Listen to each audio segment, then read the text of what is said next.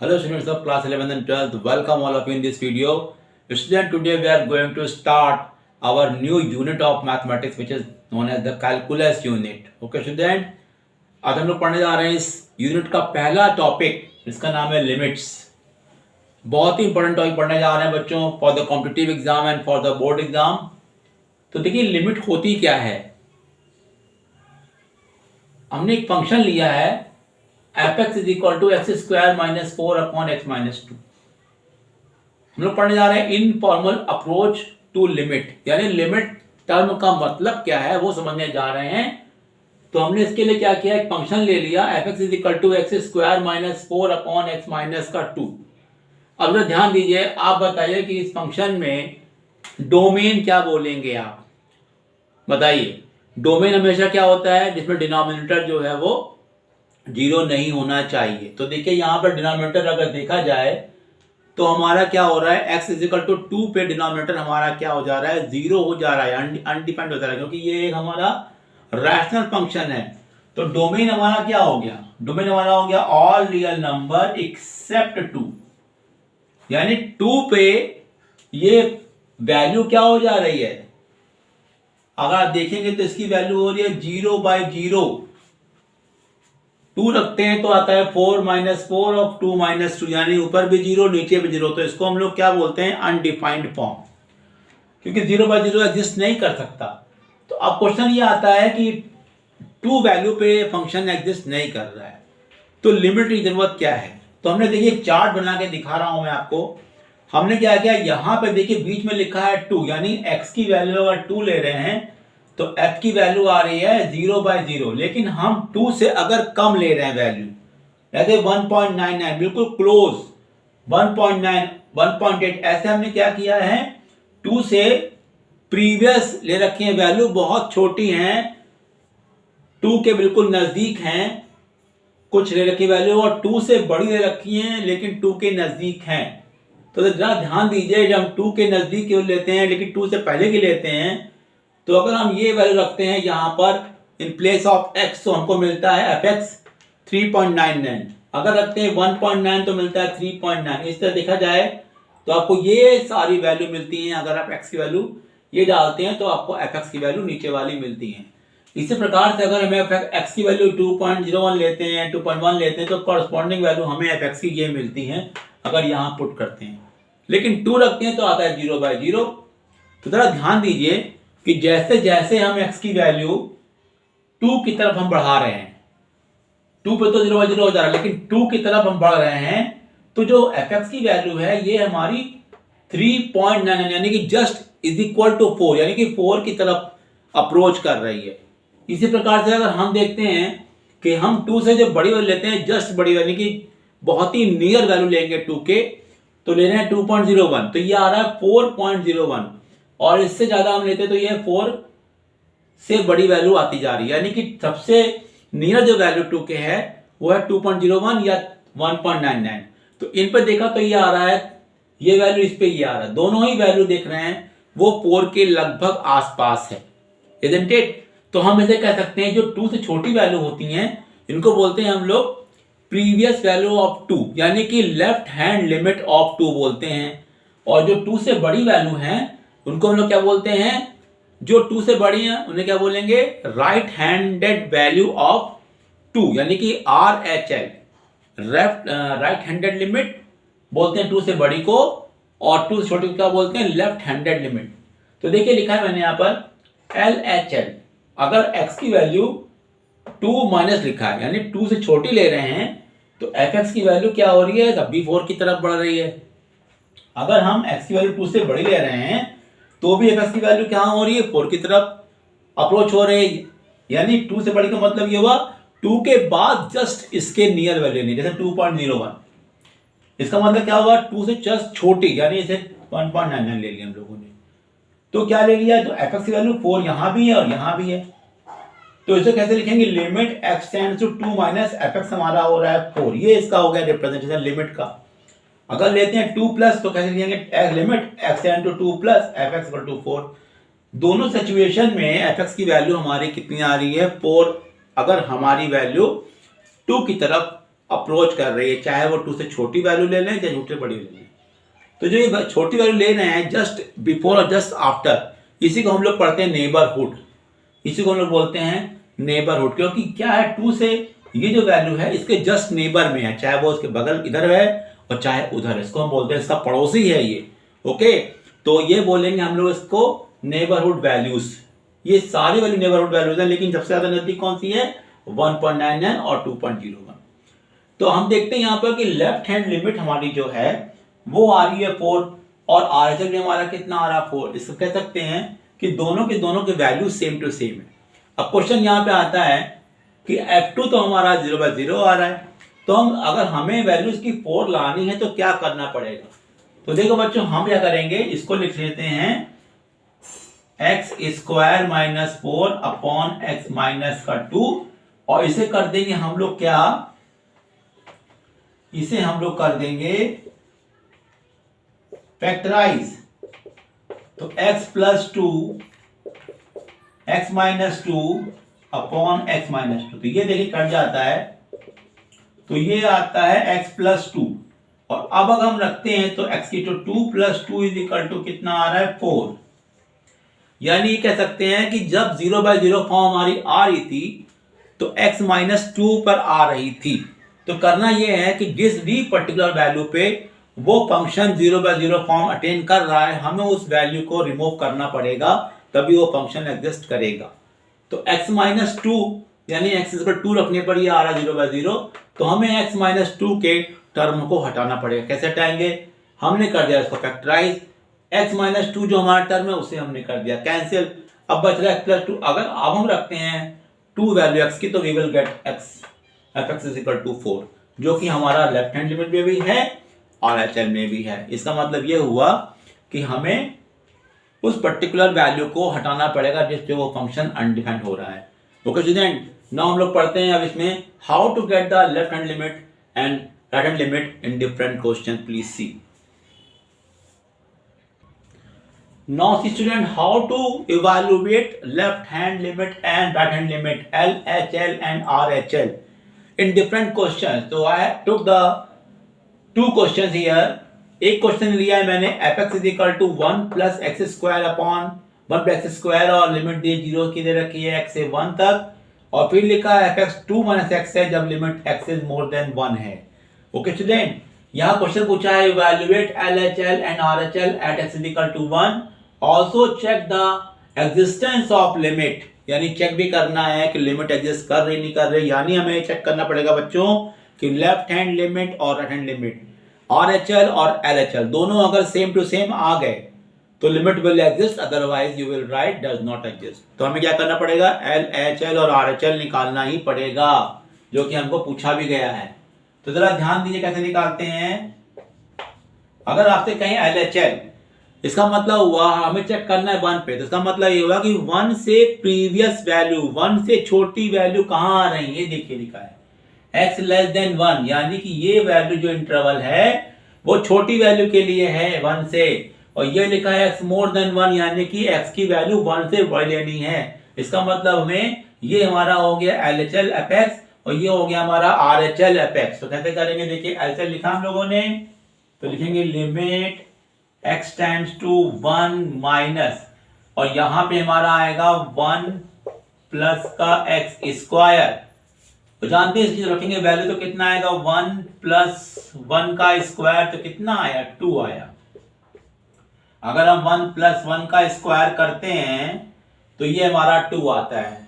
और अब हम देखते हैं कि RHL करते हैं तो हमारे पास क्या आएगा, लिमिट हम लिखेंगे x टेंड्स टू 1 प्लस करेंगे, लेकिन अब की ये लिखेंगे 2 - x, तो रखें तो आएगा 2 - 1, तो ये कितना आ रहा है 1। आप देखें यहाँ पे, यहां तो आ रहा है 2 और यहां पे आ रहा है 1, तो क्या दोनों वैल्यू इक्वल आ रही हैं? No, not at all, same नहीं आ रही। इसका मतलब ये हो गया कि ये लिमिट एग्जिस्ट नहीं करती है। लेकिन अगर पूछते हैं कि इवैल्यूएट करो तो आप बोलोगे लेफ्ट हैंड लिमिट आपकी 2 है और RHL राइट हैंड लिमिट आपकी 1 है, और आप लास्ट में यही बोलोगे कि LHL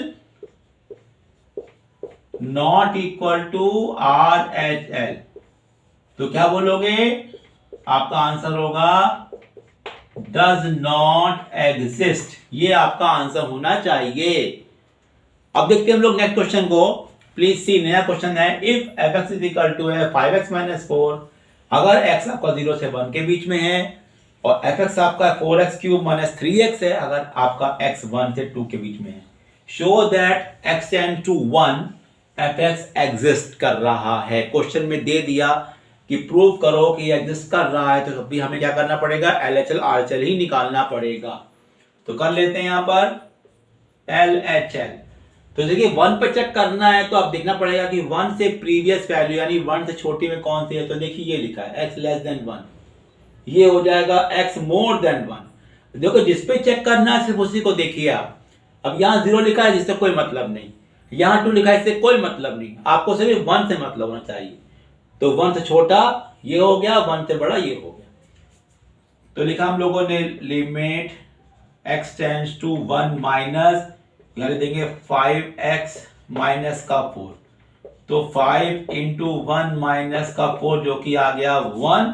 अब चेक करते हैं हम लोग RHL, तो ये हो जाएगा लिमिट x टेंड्स टू हो जाएगा 1 प्लस रखेंगे ये 4x क्यूब माइनस का 3x, तो 4 इंटू 1 का क्यूब 3 इंटू 1, तो 4 माइनस का 3 जो कि आ गया 1। तो देखिए बच्चों यहां ही बनाया यहां बनाया, तो आप कह सकते हो कि LHL is equal to RHL, तो आप बोलोगे लिमिट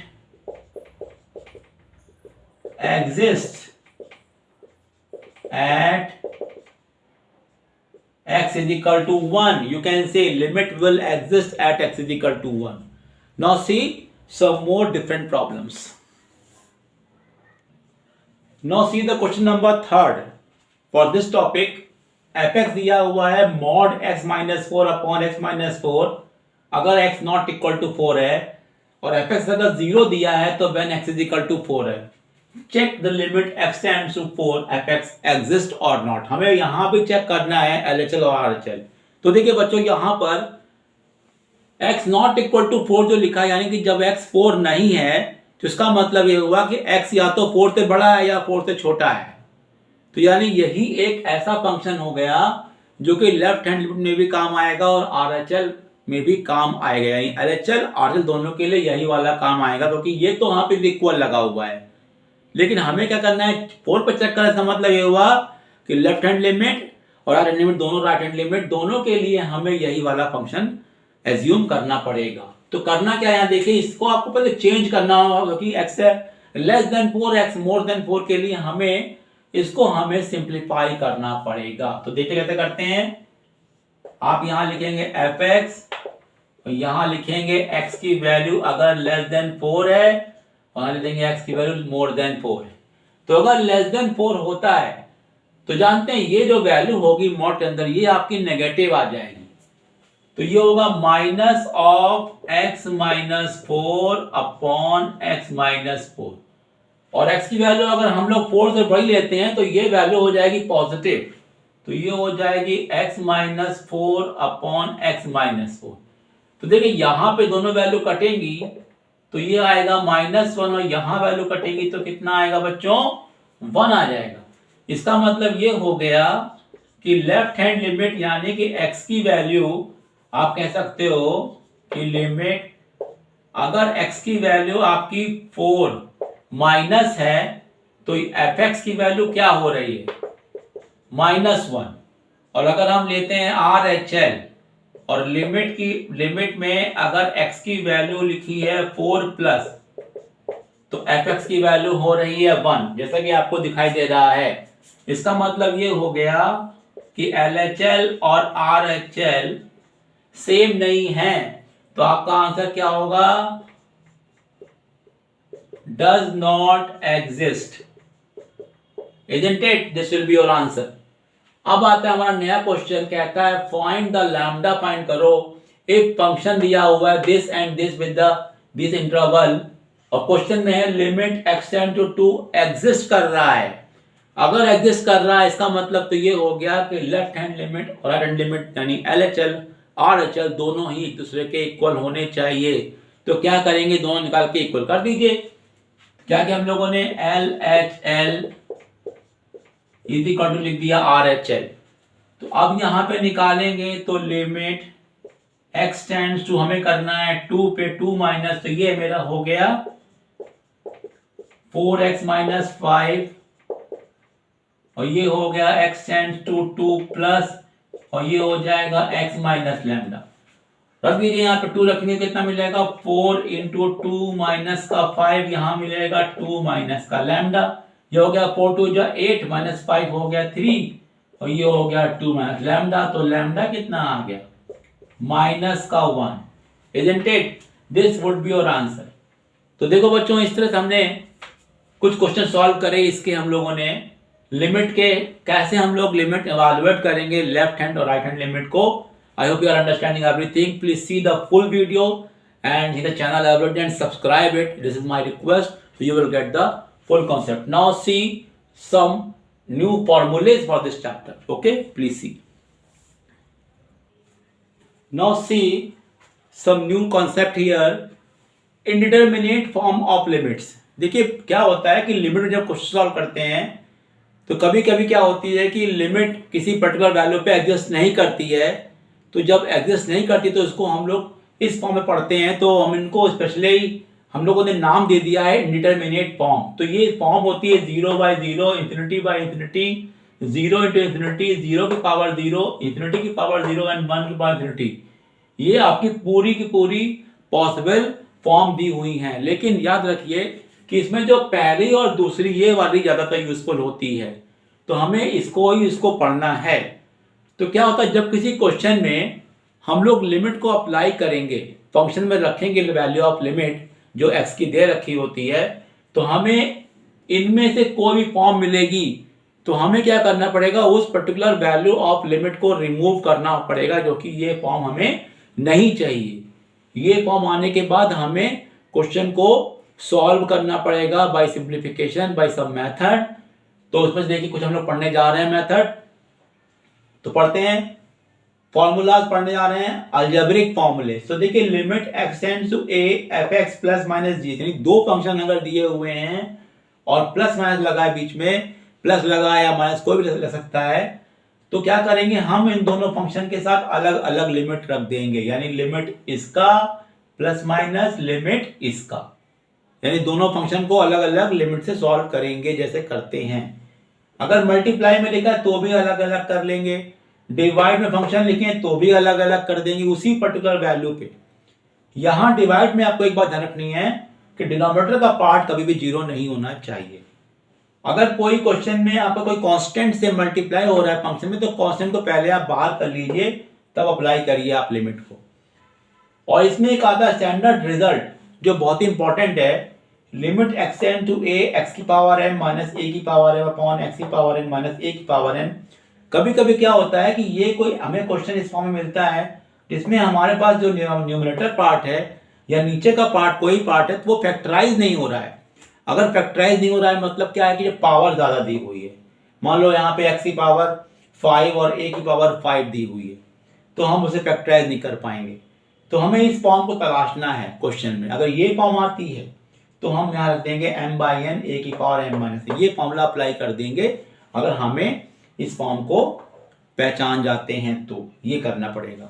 ओके, अगर ये फैक्टराइज हो जाता तो we can factorise and remove the required limit, otherwise ये डायरेक्टली फॉर्मूला अप्लाई आप कर सकते हैं। Now discuss some trigonometric values of limits. Now see some new फॉर्मूले, इवैल्यूएशन ऑफ ट्रिग्नोमेट्रिक लिमिट्स। देखिए ट्रिग्नोमेट्री तो आप जानते हो कि बहुत ही इंपॉर्टेंट पार्ट होता है मैथमेटिक्स का। तो ट्रिग्नोमेट्री के क्वेश्चन भी आएंगे इसमें आपको। तो कुछ ऐसी लिमिट्स हैं जो डायरेक्टली आपको पुट करनी होंगे। जैसे आपको लिया है limit x tend to 0 sin x, आपको पता है कि sin 0 0 होता है, तो इसका मतलब ये हो गया इसकी 0 आ गई। ऐसे tan x भी 0, tan 0 भी 0 होता है, लेकिन आपको पता है कि cos 0 1 होता है, तो cos x की वैल्यू 1 आएगी यहाँ पर। देखिए 4 और 5 बहुत इंपॉर्टेंट है। Limit x tend to 0 sin x upon x आपको 1 दिया हुआ है, tan x अपॉन x 1, ये दोनों आपके बहुत इंपॉर्टेंट हैं। तो please learn these two carefully and learn how to apply them in the question. देखिए यहाँ पे sin x upon x 1 लिखा है, तो अगर मैं यहाँ पे sin 2x कर दूं तो यहाँ भी 2x होना चाहिए, तो इसका आंसर 1 हो सकता है। यानी कि sin का जो एंगल पार्ट है अगर मैं उसको चेंज करता हूं तो यहाँ भी चेंज करना पड़ेगा, इससे कोई मतलब नहीं है। अगर मैं लिखता हूं यहाँ पे sin 3x तो यहाँ होगा 3x, तो इसका आंसर भी 1 ही आएगा। इसी प्रकार tan में भी यही करना है हमको। लेकिन मान लो यहां पर अगर हम लिखा दें स्क्वायर sin स्क्वायर x, तो नीचे जानते क्या हो जाएगा, यहां हो जाएगा एक्स स्क्वायर। अगर मैं यहां लिख देता हूं sin स्क्वायर 2x तो यहां हो जाएगा जानते हो कितना, यहां पर हो जाएगा 4x स्क्वायर। तो जो एंगल पार्ट होगा उसका हमें स्क्वायर करना पड़ेगा। प्लीज रिमेंबर, जैसे यहां लिखा मैंने sin 4x तो यहां आया 4x, लेकिन मैंने लिखा अगर sin स्क्वायर 4x तो जो 4x लिखा था उसका स्क्वायर कर दीजिए, तो कितना आएगा 16x स्क्वायर यहां होना चाहिए, तभी इसकी वैल्यू 1 होगी। जो कंडीशन यहां है वही कंडीशन यहां भी है। अब देखिए इन दोनों क्वेश्चन को हम ऐसे भी सॉल्व कर सकते हैं। मान लिया यहां पे तो लिमिट 0 दी हुई है और मान लिया यहां पे लिमिट 0 नहीं है, यहां पे x टेंड टू a है, तो क्या करिए इस x और x को रिप्लेस कर दिया x माइनस a से x माइनस a से, तो भी इसका आंसर 1 ही होगा। याद रखना है इसमें लिमिट 0 है, यहाँ limit x tend to a है, जिससे इसको रिप्लेस कर रहे हैं। सेम टू सेम यहाँ भी है, अगर मैंने इसको रिप्लेस कर दिया x टेंड टू a तो यहाँ भी x माइनस a और x माइनस a होना चाहिए, तो ही इसके आंसर 1 होंगे। अब आता है evaluation of exponential and logarithmic limit. देखिए बहुत इंपॉर्टेंट है, limit x tend to 0 a की power x minus 1 upon x, तो इसका आंसर आएगा log a base c। जैसे a की पावर का मतलब क्या है, जैसे 2 की पावर x, 3 की पावर x, ऐसे नंबर होंगे। यहां पे लिखा e to power x minus 1 upon x, इसकी वैल्यू 1 रखनी है, लिमिट दोनों में 0 दे रखी है। यहां पे भी देखेंगे तो log 1 plus x upon x है, इसकी वैल्यू 1 आती है। और अगर लिखा है 1 प्लस x की पावर 1 अपॉन x है, तो आंसर इसका e आएगा। याद रखना है आपको कि इन चारों जगहों पे लिमिट आपकी 0 होनी चाहिए, कोई और लिमिट नहीं चलेगी। Okay student, now this topic is now over for this video, and we will discuss the numerical part of this chapter. Please see every video carefully. Okay student, all the best.